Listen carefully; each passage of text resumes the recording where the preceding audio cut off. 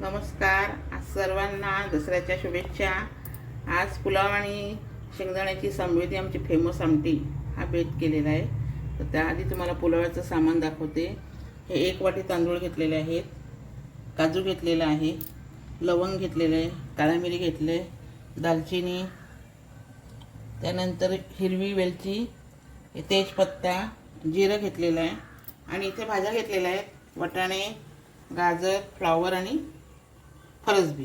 या भाज्या धुवून निथळून घ्यायच्या. या भाज्यात जर जास्त पाणी राहिलं तर आपला पुलाव मग नरम होतो. आणि हे तांदूळ तुम्हाला दाखवण्यासाठी मी हे तांदूळ 15 मिनिटं भिजत ठेवलेले आहेत आणि चाळणीमध्ये काढून घेतलेले आहे. आणि आता फोडणीसाठी तूप घ्यायचं आहे आणि आपला गरम मसाला आणि मीठ. तर आता तुम्हाला मी गॅसवर कृती दाखवते. तुम्ही तेलाचा पण वापर करू शकता.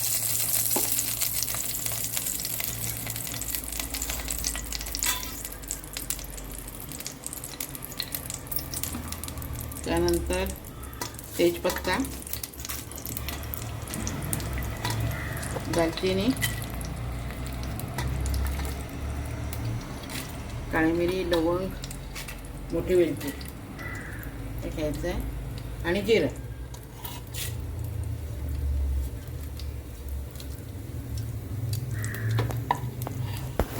हे चांगलं जरा परतून घ्यायचं.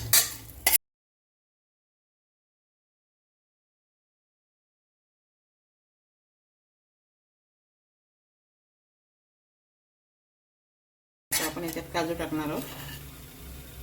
हे बघा,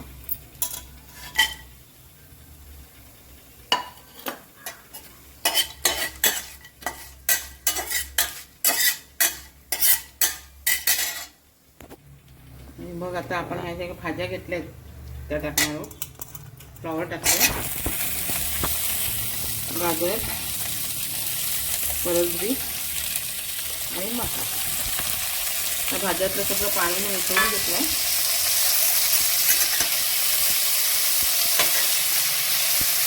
चांगला परतून घ्यायचा भाज्या. गॅस थोडा कमी करायचा.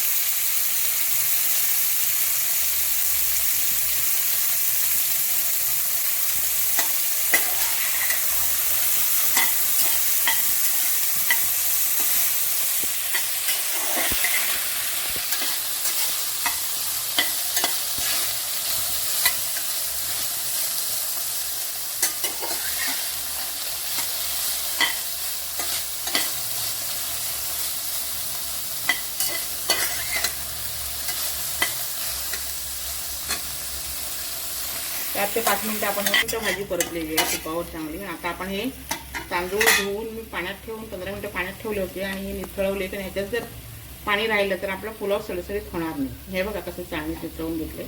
आता मी तांदूळ टाकते.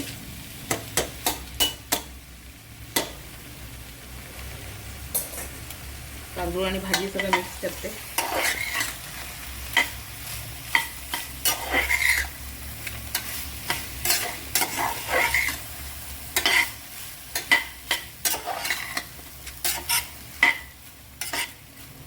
त्यात आता गरम मसाला, आमचा समृद्धी गरम मसाला, कारण आपण ह्याच्यात मसाला टाकणार नाही आहे. पुलावामध्ये आम्ही मसाला नाही टाकत. समृद्धी गरम मसाला आणि या तांदळानुसार मीठ टाकायचं.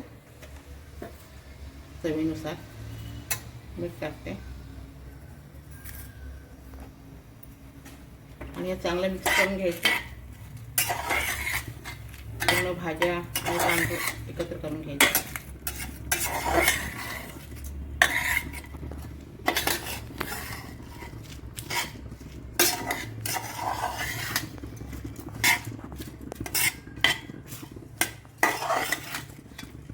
मिक्स चांगला झालेला आहे. आता आपण ज्या वाटीने तांदूळ घेतले होते त्यात डबल आपण हे पाणी गरम करून घेतले. हे बघा याच्यात होते.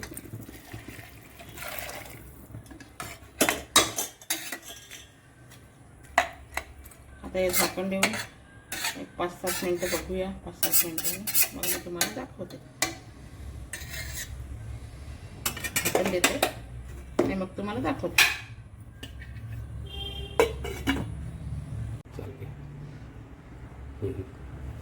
बघूया आपण काय ह्याच्यात आपण गरम पाणी ओतलं होतं बघा, मस्त खमंग सुटलं आणि कसं सडसडीत झालं बघा. हे मी तुम्हाला शेंगदाण्याच्या आमटीबरोबर सर्व करून दाखवतो बघा.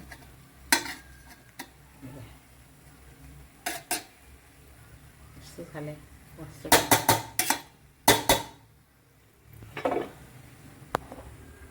आता आपला पुलाव बनवून तयार झालेला आहे. आता आपण शेंगदाणे काजूची आमटीचं बेत केलेलं आहे. तर त्यासाठी साहित्य बघा, हे उकडलेले 2 बटाटे घेतलेले आहेत, तेवढेच 2 टोमॅटो घेतलेले आहेत, कढीपत्ता, हे काजू, हे शेंगदाणे आणि तीळ हे मी वाटून घेते, पण हे उखळमध्ये वाटायचं आहे, मिक्सरला वाटायचे नाहीत. आणि मिरची अद्रक आणि कोथिंबीर याचं वाटण करायचं आहे. इथे तेल घेतलेलं आहे, मीठ घेतलेलं आहे, हे नारळाचं दूध, बेसन पीठ, चिंचेचा कोळ, गूळ, इथं आपल्याला राई लागणार आहे, जिरं लागणार आहे, हिंग लागणार, काश्मीरी मिरची पावडर लागणार, सांबेती मसाला, हळद आणि गरम मसाला हे सगळे आपल्याला लागणार आहे. तर आता आपण सुरुवात करूया. गॅस पेटवला इकडे मी. ते तेल टाकते, 2 चमचे तेल घेतलंय.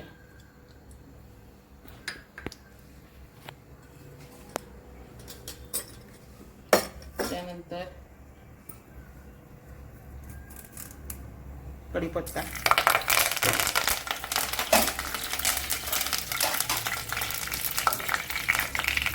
मोहरी टाकणार, जिरं, हिंग,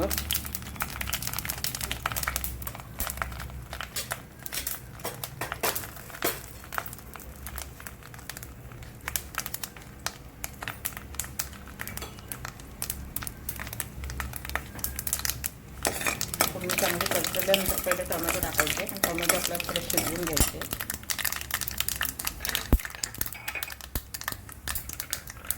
टोमॅटो पहिले टाकणार,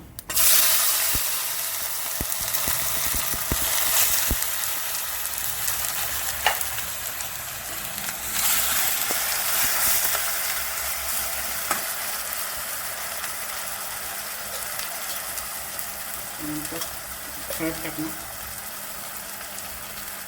त्यानंतर सांबेरी मसाला, तुमच्याकडे कांदा लसूण मसाला जर असेल तर गरम मसाला आणि काश्मीरी मिरची पावडर टाका. त्यानंतर ही काश्मीरी मिरची पावडर,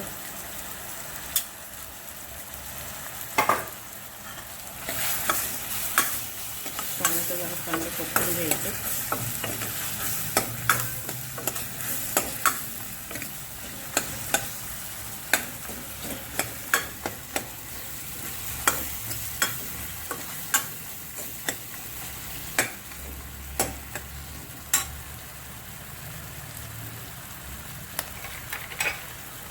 टोमॅटो आपले परतून झालेले आहे. आता आपण हे बटाटे टाकणार आहोत, उकळून घेतलेले.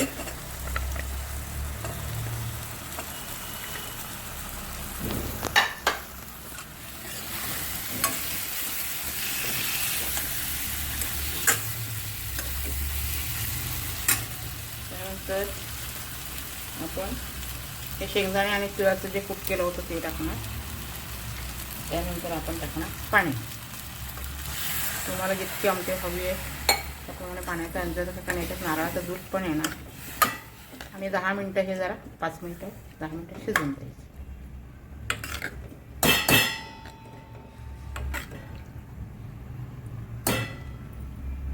तर मी याच्यावर झाकण ठेवते आणि 5-7 मिनटं वाट बघू. 5-7 मिनिटांनी आपण बघूया.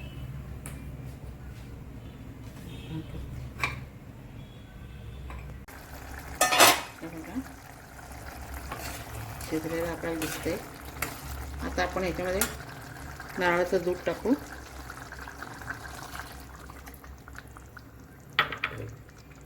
बेसन पीठ जो मी भिजवून घेतला होता तो टाकणार आपण. चिंचेचा कोळ,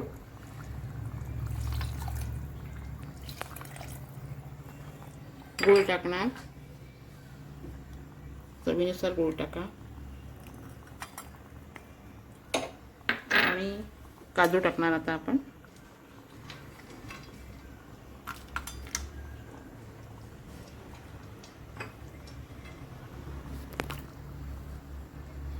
आणि जे आपण वाटण केलं होतं मिरची, अद्रक आणि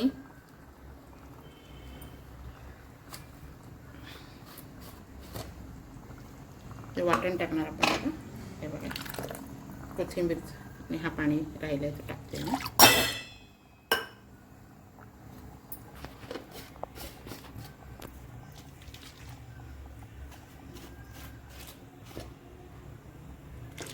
टाकते आणि आता आपण शेवटी गूळ टाकलेला आहे. आता मीठ टाकणार आपण आणि आता चांगले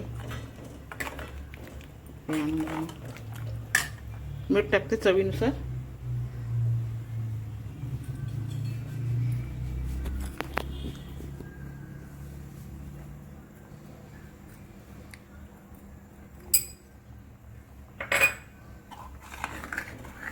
आता याला चांगली उकळी काढायची आणि नंतर मी तुम्हाला पुलावाबरोबर सर्व करून दाखवते.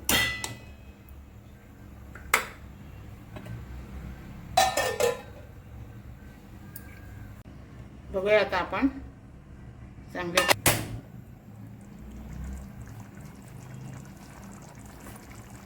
थोडासा गरम मसाला टाकूया, वाटण टाकलेलं आहे, कोथिंबीर टाकूया.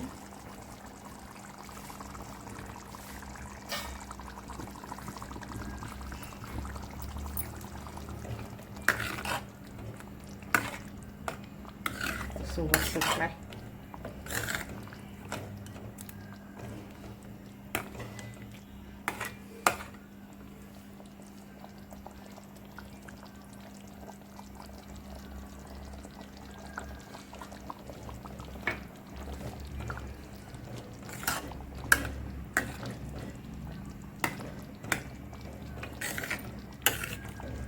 आणि तुम्हाला सर्व करून दाखवते. बघा आमटी कशी ती, अशी जरा घट्ट पण पाहिजे. हे बघा,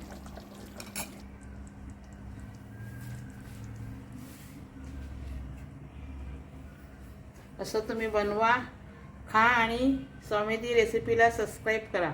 श्री स्वामी समर्थ.